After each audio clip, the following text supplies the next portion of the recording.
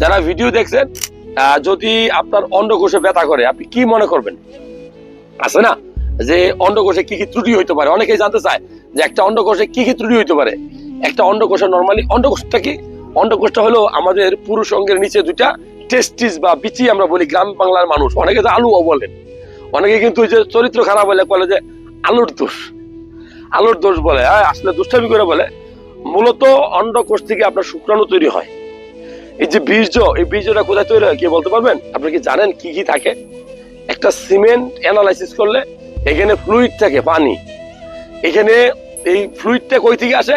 এটা প্রস্টেট থেকে আসে। প্রস্টেট আমাদের পুরুষ অঙ্গের না, প্রস্রাবের থলির নিচে একটা গ্ল্যান্ড আছে, প্রস্টেট। এখান থেকেই মূলত এই বীর্যটা তৈরি হয়। এখানেই মূলত এনজাইম গুলো থাকে। এছাড়া আরো বিভিন্ন গ্ল্যান্ড থেকে রসগুলো আসে। কিন্তু আসল জিনিসটা যেটা শুক্রাণু, সেটা কই থেকে আসে জানেন?